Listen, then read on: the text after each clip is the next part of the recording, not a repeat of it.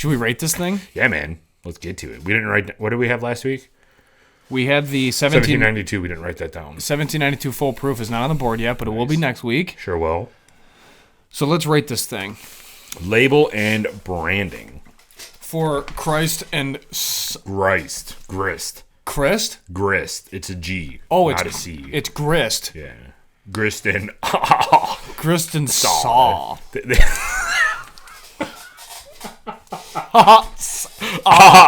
Soda. Do you know how many... Do you know how many dudes it takes to screw in a light bulb? How many? None. It's already lit, fam. Saw. Soda. I hate myself. They stick with the saw theme. Or Jesus, what did I just say? The saw theme. They stick with the saw theme when they do their other products too. I'm pretty sure one of them is like a red sawmill, which is another one of their rye whiskeys. I could be wrong, but they don't even have this one on their website. I think this one is their red saw was a Empire Rye as well. The mash bill for that was 85.15, but maybe they just started marketing it Empire Rye so they can get that name out there.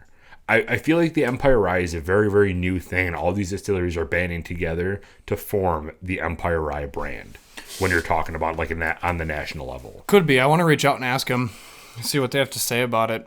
I also want to meet Saw. So, label branding, I'm giving them in hard A. Yep, I'll do that. I like that. It's original. Yeah. I like it.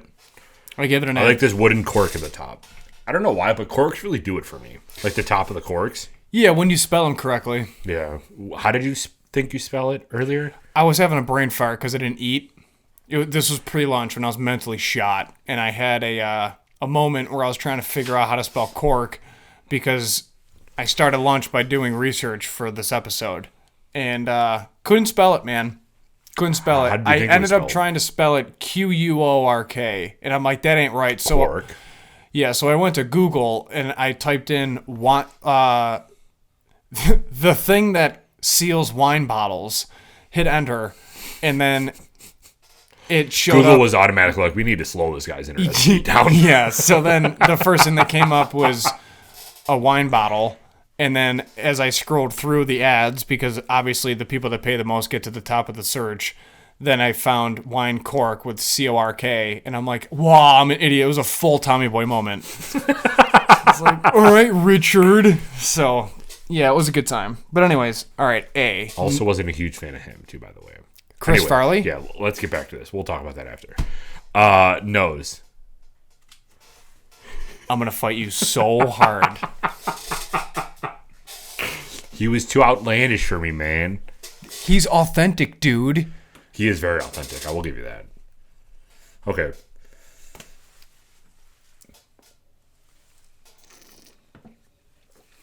I give it an A. I mean, you know off the bat this is a rye. Oh, yeah. Just by the nose. I'm honestly not getting, like, a ton of other smells in a traditional rye. Which is probably what they meant for this. They probably didn't mean for this to be some crazy elaborate rye. The Empire Rye theme is very consistent. I mean, Black Button has an Empire Rye. That smells very similar to this. Yeah. This is, so, Empire, I don't know if there's a percentage required for Empire Rye. Yeah. I know that for rye, it has to be, so for a rye, it has to be 51% rye. And Empire, it has to be all in New York State. But I don't know if, like, it has to be 85%. Because I think that Black Buttons was 85 too, if I'm not mistaken. I feel like it does. But I don't know offhand. I mean, I can look now that I have my phone. This is, so one thing that I did want to touch on with this, I thought it was sweet at first. But that could be those caramelized wood sugars that you're getting from that Char 3. But there's no corn in here. Which for a rye, normally corn is what gives you that like well-rounded sweetness at the end. Sure. There's no corn in here at all. So what you're tasting, that sweetness, is more related to the wood sugars than it is the corn. Which is giving you not a sweetness per se, but more of a sweet oak. Are you getting that? That's all I get in the initial taste is wood sugar.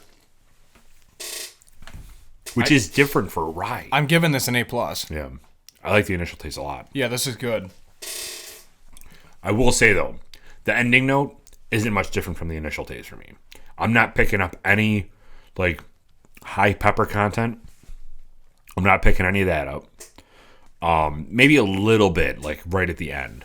But I'm not getting any alcohol. Like, I thought smelling this was going to be high alcohol. I'm not getting that in the taste. It's relatively smooth compared to what I thought it was going to be.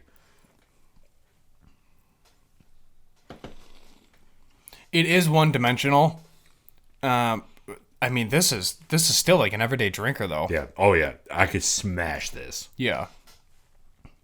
Ending note, I'm picking up just a little bit of caramel, but I might confuse that with the wood sugars. Yeah. And a little bit of cracked pepper at the end. Yeah. So we'll just do caramel and pepper.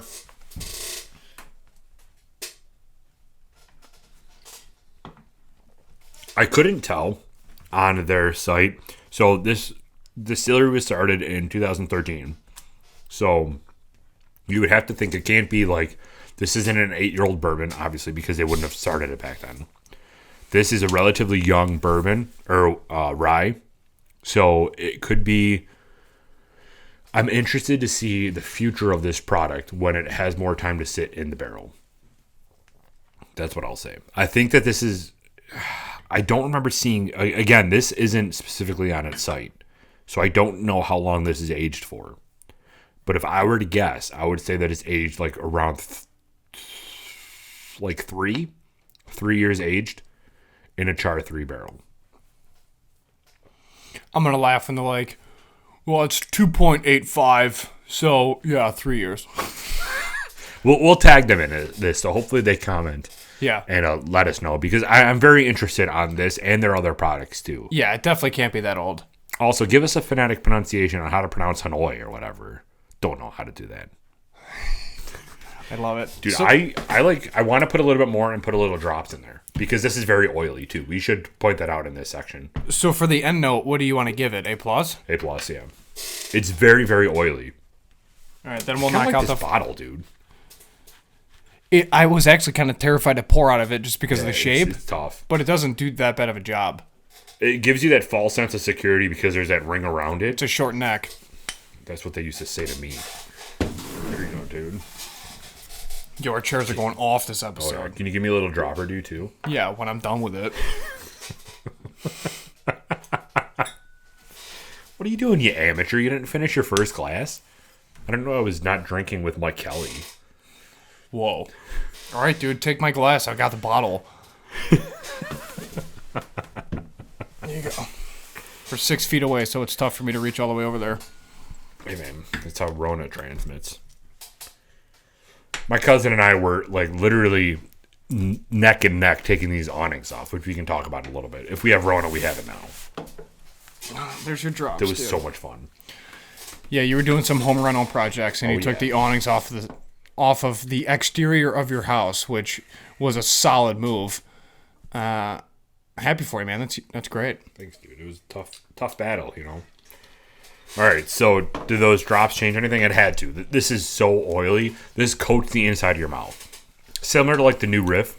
New Riff, you could taste that after. Yeah, New Riff was literally like drinking olive oil. It was very good. It was good. It was oily. And, dude, it was like a loaf of bread drenched in olive oil going down.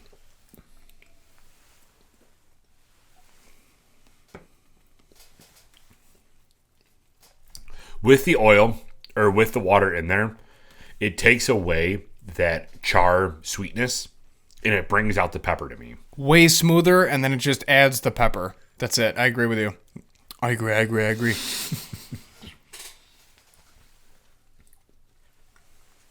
It makes it dry, actually. Like, I can... Right. My tongue is gritty right now. That's interesting, dude. I've never had a whiskey transform that way with this. The water.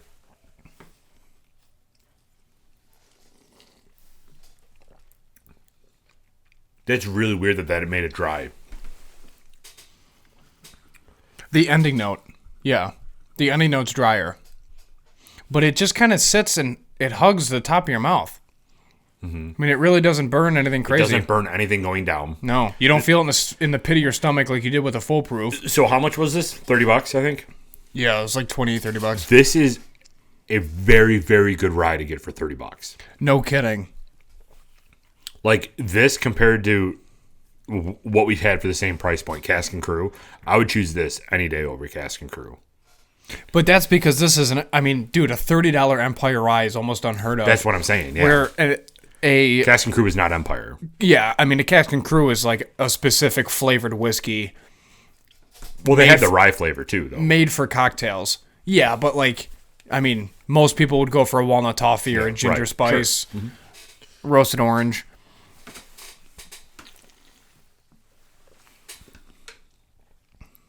I like this more without the water in it. There's like no smoke to it. No, It's smooth. It's good. I like this more without the water in it. What do you think? Yeah, I agree. I agree.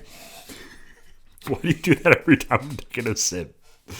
Oh God! All right, so So our followers, when they party with us at the whenever the Rona is over with Buffalo Happy Hour party, the boys from Briar Brothers were asking about that yeah. when we're rescheduling it. They're going to be there, so come on down. Well, it's whenever we can get rid of the Rona, bro. We have to wait a long time until we're in phase 4 to have gatherings, but we'll get there. All right, so final rating before we get too far along in the conversation.